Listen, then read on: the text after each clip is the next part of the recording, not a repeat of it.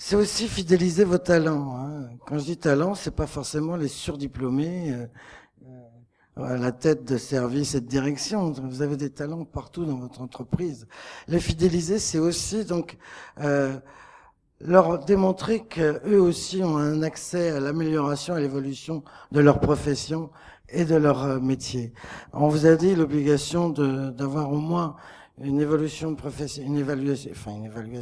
une évolution professionnelle, une augmentation salariale éventuellement de rémunération, mais aussi donc des formations qui lui donnent la possibilité d'une reconversion et d'une amélioration dans l'entreprise. Donc, construisez vos propres choix stratégiques au niveau des formations au travers des informations qui sont obligatoirement nécessaires sur la stratégie de développement de l'entreprise. Ça peut pas aller à l'encontre. Moi, je suis étonné parce que j'ai eu quelques responsables formation en niveau com et très rarement ils étaient informés de la stratégie globale de l'entreprise et des RH. Donc là, imposez-vous, faites des forces de proposition. Je dirais, montrez votre capacité de pouvoir aller au-delà. Donc, négocier avec les partenaires sociaux sur le calendrier pluriannuel pour justement la mise en œuvre progressive de la réforme. Faites-en des alliés plutôt que des ennemis, mais il faut qu'ils accompagnent l'entreprise au travers de cette réforme et de la mise en place, puisqu'en finalement, c'est quand même au travers de leur desiderata qu'elle a été mise en œuvre. Et que là, l'ensemble des salariés, ils ne pourront plus parler des salariés exclus. Tous les salariés de l'entreprise font partie de cette réforme. Donc, c'est le renforcement du dialogue social dans l'entreprise, avec un plan de formation qui en tient compte.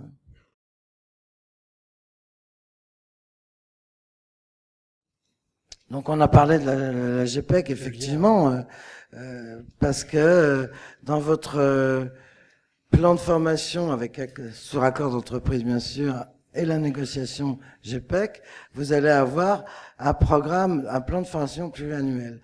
Donc, une obtention de financement répartie sur 3 ans, ce qui peut permettre justement de jongler avec une année moindre et une année plus.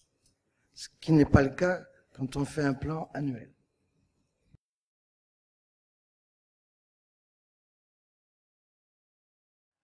Donc, proposer des dispositifs de professionnalisation,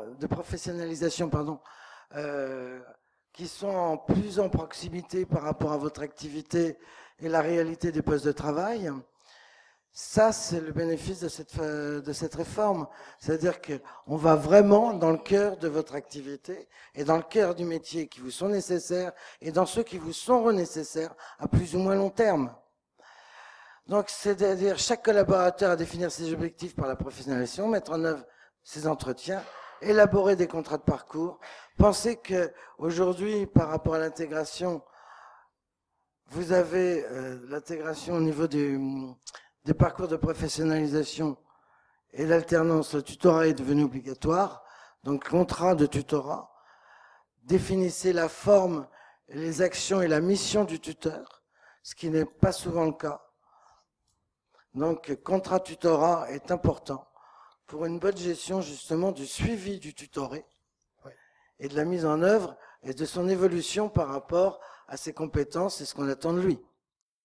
Mais vous avez besoin aussi d'être accompagné, d'être informé dans la mise en œuvre. Donc c'est pour ça on vous a proposé une hotline de la formation professionnelle, donc la réforme de la formation, qui vous permettent d'être accompagné, d'être informé sur ce qui sort et de pouvoir aussi adapter votre communication et votre information en live pour justement être capable d'être des relais efficaces au sein de votre entreprise.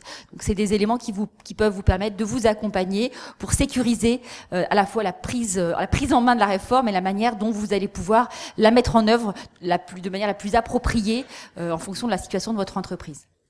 Comment expliquer à un codir quels sont les risques imaginons qu'ils n'ont qu'une sensibilité RH.